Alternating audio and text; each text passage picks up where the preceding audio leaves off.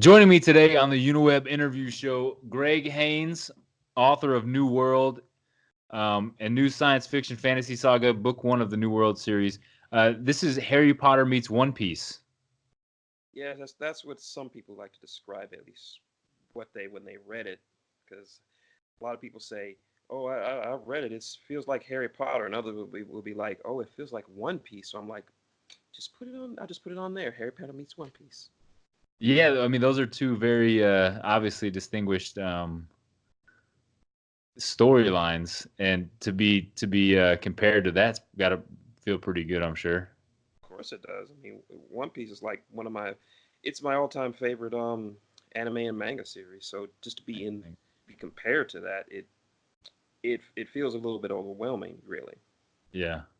Well, I guess when you so is the inspiration for New World, is that did it come pretty strongly from One Piece? It comes from a lot of different sources, really. Like Okay. primarily One Piece, but also a little bit of Hunter x Hunter because I like the way the worlds are structured. But Hmm.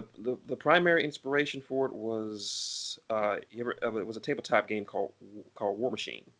Hmm. Not sure if you ever heard of it. Mm-mm. It's the story goes back. I used to live in Kansas City, and I lived with my best friend and his wife. Oh, well, his ex-wife anyway. And he was really big into tabletop gaming. And Yeah. while I was looking for a job, he would just hand me these books on this tabletop game called War Machine. I'm like, and I would just read through them for hours and hours on end, and then it was like, wow, this is just some incredible stuff, like steam powered sentient war machine robots and elves and dwarves, Yeah. and is that a troll wearing a bazooka? What is this? And Yeah. Yeah. and the structure of it just started coming from there. And then I started doing my warm up profile series on my YouTube channel. And then the idea just started coming from there. Like, what if the supernatural was like mundane, you know, Yeah. like all the supernatural stuff that there are in other books like vampires and lichens and trolls. What if they were just ordinary, like mundane, like they're just average, like that what you see walking up and down the street, really. Right. And so that's where I got the primary inspiration for New World and how it grew from there, if that Okay. makes sense to you. Yeah, absolutely. So, what in essence is the book about? All right, it takes place about 1,000 years in the future. The world was the apocalypse came and went, Okay. and in its place was a whole world where supernatural creatures and cryptids all exist. Hmm. And the first book takes place in the Grand Vampiric Empire that is founded by the descendants of Count Dracula, like the original king of vampires. Right. And it's sort of like it's like a detective story where a freelancer named Lucas Kane is charged by the prince of the empire to investigate the death of his mentor, and he Hmm. just starts unraveling this mystery, and he just has this little eclectic group of crew members that consist of an elf, a dwarf, a um a fae, if that makes any sense, and a A Sasquatch. fae? Is that A like a fae, faith? a What? fae, or like a fairy, Okay. like like Gotcha. like Yeah. a, Yeah. like a giant fairy, and a Sasquatch who loves to have sex. Nice. It's And a horny Sasquatch. yes, he is a horny Sasquatch. Perfect. And I I can kind of imagine a Sasquatch would be horny though. I mean, like if it's anything like our Legends of Sasquatch, it's the missing link. There's none around. They're probably looking for mates to bone all the time, right? yeah, pretty much. But uh, I based the group around it on the Guardians of the Galaxy. And Ah, I I'm got and I'm one of the few people I know of who was actually more familiar with the Guardians of the Galaxy before the movie came out. you. Oh wow. So I had a lot of references to do. So Yeah. I base them about basically on the Guardians of the Galaxy, including Groose, the Sasquatch, and he All right. speaks entirely in Sasquatch. It's the language of the Sasquatches. They don't like it when non Sasquatches speak it, so everyone just understands their language, but they don't speak it because it kind Huh. of sounds broken to them. So they're like, don't speak our language. Just we'll understand what you're saying. Just don't try to speak our language. It just sounds terrible. Wow. So did you actually have the Sasquatch speaking? Are there like dialogue parts with the Sasquatch? I mean, Yeah, did you have to create a language, or was already one created that you just used the database for? I just put in a bunch of nonsense words. Perfect. Like the But you only knew what they meant. the only the only words I could say that could be translated is "che," which is yes, Ah, and okay. he, and everyone understands like what he's saying. Like he would say something like "Don't ever speak about touch it," and the other characters be like, "Why would that matter?" And they just like casual conversation. They don't translate what he says. They just understand what he says. You just get the gist of what he's saying from what the other characters are saying. Okay. Yeah, So in the context of the conversation, it makes sense to them. to them. Yeah, so you just have to suss it out yourself. And and uh, a friend of mine talked to me about how she couldn't how the narrative was the point of the point of view from the how the story is told. It's told from the stranger who is all right. You know how we have stories about supernatural creatures, right? Yeah. Vampires and like I said, the stories that we tell each other. The Right. stranger is what these supernatural creatures talk to about each other. Like he is their tall tale. Ah, I got you. Like everyone has stories about him. It's like, oh, the stranger, we've heard about him. He's this mystical entity, and we don't know what he is. We don't even know if he exists, but he exists. He tells the story from his point of view. He's reading the main character's life because well, the stranger is immortal, and he's bored, so he goes about reading people's lives from start to Wow. finish by following them around for their lives, but they don't notice him unless he wants them to be noticed. That sounds really interesting. Having a perspective like that. I mean, I guess it's like a third person narrative, but you have an actual character as the third person. Yeah, Is there ever any interaction between the stranger and the rest of the cast? twice in the story. Okay. Once with the female lead. I can't say why she's able Right. to suss him out. And next, because in the next part is towards the end of the story where he meets with the main character sitting at a bus stop, and he just sits down and has a talk with him because that's where he's supposed to be. He Right. at that point in Lucas's life, that's when they sit down and talk. Mm. So he's just following the story. Like, well, this is the part where I come in, so I'm just going to sit right down and say, "Hello, I'm just gonna say my lines and go with it, right? yep," and say my line, and I'm about to leave. And he's like, "You're going to have some interesting times, Lucas Kane, and I'm out." Yeah. What Yep. was it like writing something like this? Because it seems like, I mean, it's over 400 something pages. It seems like a huge tale to be told with lots of characters. Um, was there ever any times where you were just like at a loss for which direction to take the story? Towards the beginning, Yeah. like it was originally going to be a first person. It was originally going to be a third person omniscient. It was just going to be just a regular book, but I didn't find it interesting enough. It did Yeah. speak to what I wanted to say. So I'm Yeah. like, what if I had someone narrated who kind of is in the story and kind of isn't? So that's where I came up with the idea of the stranger. So Yeah. and I think the most difficult part came towards the middle where I was trying to figure out. I knew how my story was going to start and I knew how it was going to end. It was getting there to the second part that it was getting from point A to point B that was really a mess for me. It took me 3 years to hammer this thing out, and I'm like, Wow. yeah. Well, it typically is. I mean, was this like did you have an outline ready for yourself? Did you make an outline of it, or was this just like, I'm gonna sit down and write today? I have this overall idea in my head that I kind of want to play with, and did you just work from that? I had to say I did a lot of notes. That's all I did. Like Yeah. I wrote down like 500 pages of notes. Holy Uh, crap. and You can ask my parents, you can ask my friends. I used to carry like this little raggedy notebook everywhere, and I just wrote anything that came to mind, anything that could expand the world that I was creating. Yeah. And hell, I was even writing when I was getting oral surgery. So when You when just I was laid up in the chair, and my mouth was numb, and the doctor came in and he's like, "What are you doing?" I'm like, "I write and I write.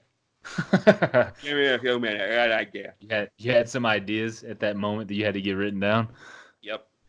But Yeah. she was very accommodating. So after that, I still have bits of slob on my note paper. Was there a time during that 3 years where you're like, this is never gonna work? Like, I can't. It's too much, or I can't. I don't know how I'm gonna finish this thing.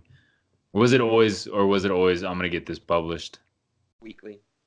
Like I Yeah. used to get those thoughts weekly. Like, what's the point? What am I even doing? Why am I even writing this thing? But I just kept going. Some days I was just like I would get up, eat, write for like the rest of the day, eat again, bathe, write, and then go to sleep.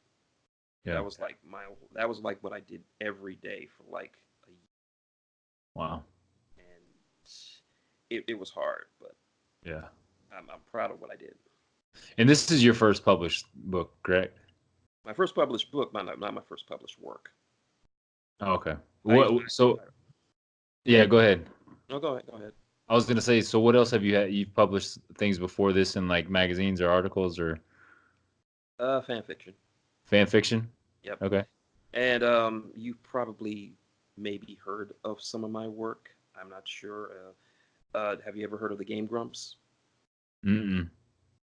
They're a YouTube group of Let's Players who play video Okay. games on YouTube, and they actually read one of my fanfics that I wrote a long time ago on their channel. And I'm not even a fan of the Game Grumps, just to get this started. I woke up one day and I see a whole bunch of comments and reviews and emails like Game Grumps sent me here. Like, why would the Game Grumps send you here? And one of my friends who was a really big into Game Grumps, he's like, dude, Game Grumps just read one of your fanfics. I'm like, no, they didn't. You're playing with me. And so I clicked it on the episode and they're like, hey, we're gonna read a fanfic done by Max Acorn. That's my pen name. I'm like, oh my god, they read it. And what's worse, it was a fanfic I wrote after I was really, really sick. It was Sonic the Hedgehog and Zelda from Legend of Zelda, and I'm like, oh my god, they read this shit.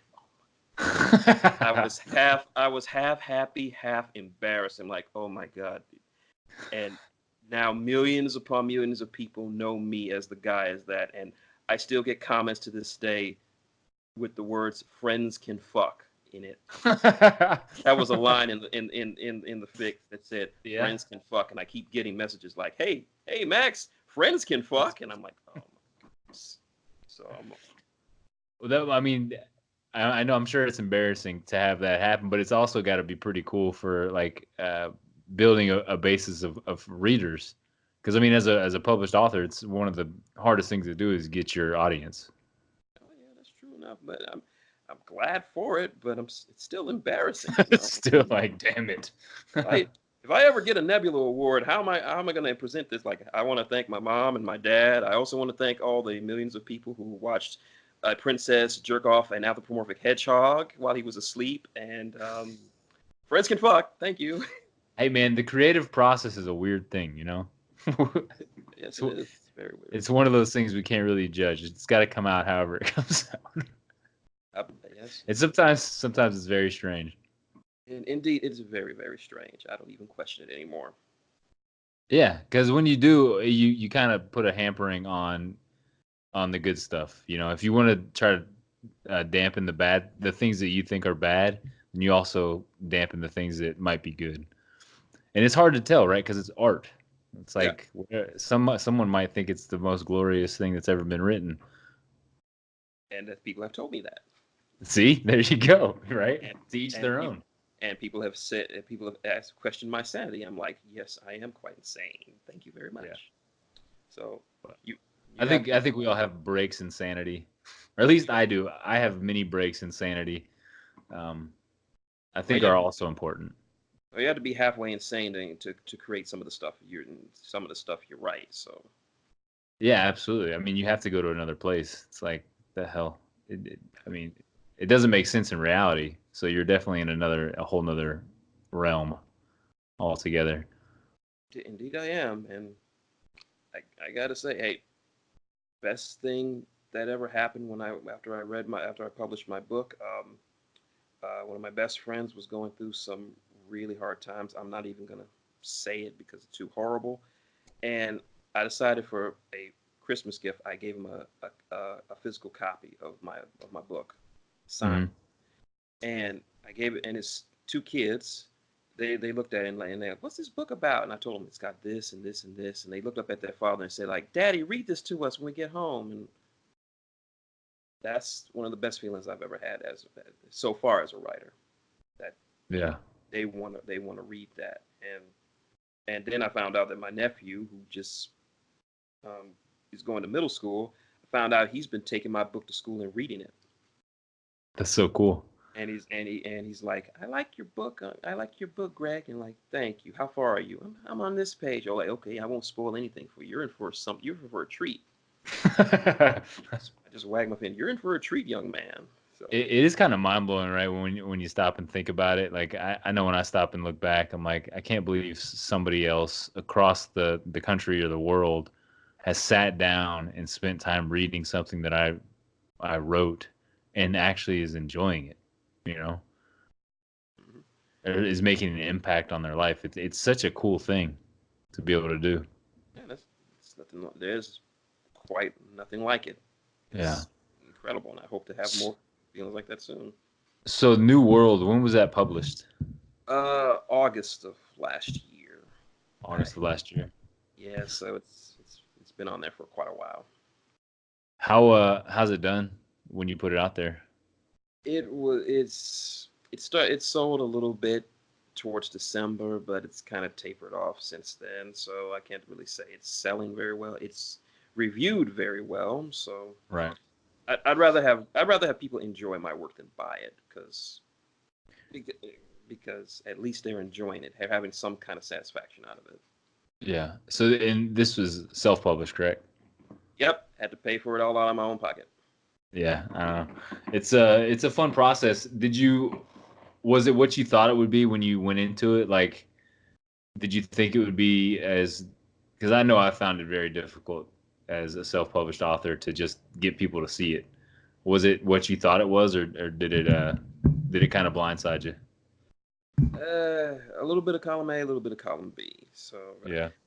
I'm glad that it still has the positive ratings that it was, but at the same time, I still wish more people read it. And it got to the point where one point where I almost gave up because YouTube actually took down a video that I made promoting my book. They Hmm. actually said it was they took it down and gave me a copyright strike on my, Oh. and I'm like, why are you giving me a copyright strike? I'm promoting my book on my YouTube channel that I wrote and I have the copyright for. I can show you the page. And they're like, nope, nope, that's not right. You're trying to send people to another page. I'm like, of course I was. I don't see YouTube selling my book. Right. So that kind of broke my heart for like a week. But Yeah, YouTube's got some strange restrictions. I know they keep changing them too. But it can be a difficult process getting your book out there, um, for any author, obviously. Uh, but it's also a learning experience, right? I mean, I'm sure there's a ton that you've figured out as you've been doing this. Are you on social media? Do you do any kind of promotion on social media for your books? I do quite a lot actually. I'm on Twitter, hashtag Captain Luffy, of course. My friends at the on the friends that I podcast with for both Rift Downs and the WrestleCast, they do free promotion for my book whenever I'm on the show, which is quite often. They'd be like, "This show is brought to you by New World. It's a great book. Go out and buy it." And I'm like, "Thank Yeah. you, thank you." And like the last bit of promotion someone did for me was, are you familiar with Crimson Road? Mm-mm. He's a guy who has a YouTube show called The Book Was Better, where Okay. he reviews movies based off books and see how I got accurate they are in comparison to them. And I've been a fan of his, and I'm like, and I keep saying, and he also does a corner called from Crimson Rogue's library where he reviews books. And I kept typing on his comment section like, one day my book's gonna be on your show. One day is my book. You're gonna be talking about my book. And then yeah. one day on Twitter, I'm like, I want to give you a review copy of my book. And then he posted a picture of him holding up my book, and he's like, too late, I already bought it. And I'm like, Yeah. bought my books. But that's about all the promotion I can well afford to right now. So there's that. Yeah, I mean, you gotta be kind of savvy with it. Being a self-published author, you gotta find whatever route you can. That's cool that you've had people shout out your books. I mean, that's some of the best promotion you can get is other people talking about it. Yeah, that's true, and I'm thankful for. I'm thankful to Matty J and TWK and Crimson Rogue and pretty much anyone who's ever done a shout out for my book, and I'm just very very grateful at this point. So what's next for Greg Haynes? What do you have in the works?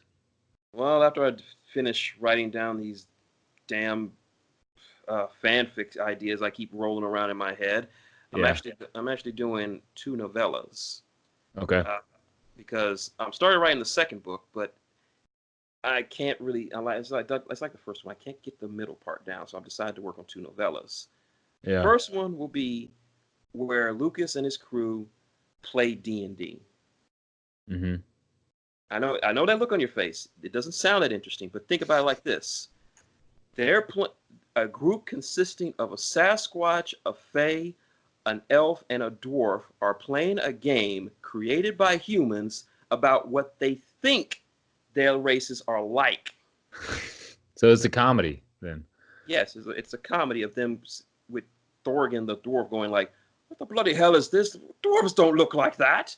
We don't act Yeah. like that. What you humans continue to surprise us. What is this?" And they just play a D&D session. Nice. The second one is going to be a bit more lore expansion called Unsung Heroes, Yeah. where um, the stranger has dinner with Merlin the magician. Mm-hmm. Merlin exists in here, and they've assembled together like this group of like legendary and historical heroes from across history who were granted a semblance of immortality, and they only come around when there's a great threat to humanity and to the world. And this one Mm. will consist of Cuchulainn from Celtic mythology, Okay. uh, Julie Diabri, the opera singer slash female duelist from 17th century France, and of Wow. course Miyamoto Musashi, greatest samurai who ever lived. So And you're pulling people from all over the place. yeah, This it's like a historical fantasy. yeah, yeah, you can guess basically. I guess you could call it that. I really haven't given a name to what it is, so I mean, that's just kind of what it sounds like in my. I don't know what it is either. I'm just throwing crap at the wall and see what sticks. Yeah, that's what you got to do, man. That sounds fantastic. So these are both you're working on simultaneously. Pretty much, yeah. I got great writer buddies who I ping pong ideas off of, and hopefully by the next book I will be able to expand the new world into a much greater atmosphere. I might get in trouble for this next book because it messes with some ideas about religion, and a lot of people might not like what I'm going to say. That's okay. Yeah. People are too sensitive anyway. It's fine.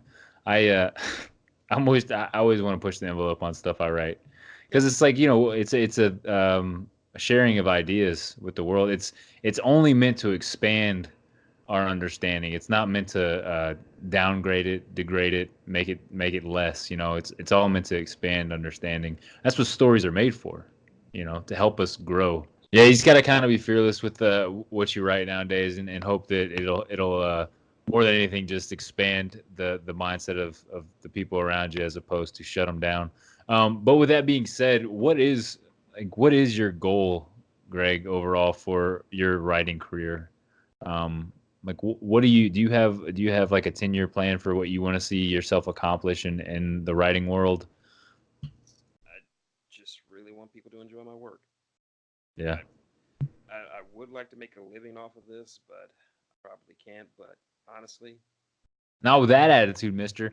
You better. all right.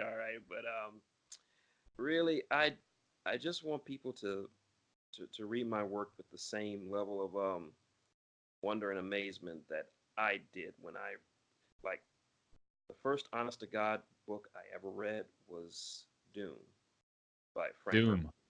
Dune. And only because I saw the movie years ago, I know the movie is jank. I don't care. I still love that freaking movie to death. I thought they did a pretty good job with it, honestly. I Better thought it than was. I thought it was better than people gave it credit for. the sci-fi miniseries that came after it. Yeah. It really was the first bit of sci-fi that I ever experienced outside of Star Trek and Star Wars, and I read it in preparation for this book, and I'm like, this is what I want. I want people to remember my work and to say, oh my God, I came out of this.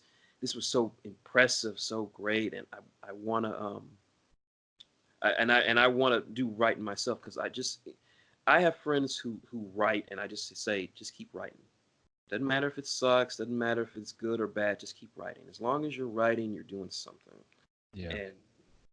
And I hope that I can at least inspire some people with that kind of to do that, to be where I was and just write, and hopefully they inspire other people to write, and so on and so forth. I just want to try to be an inspiration if I Yeah. can.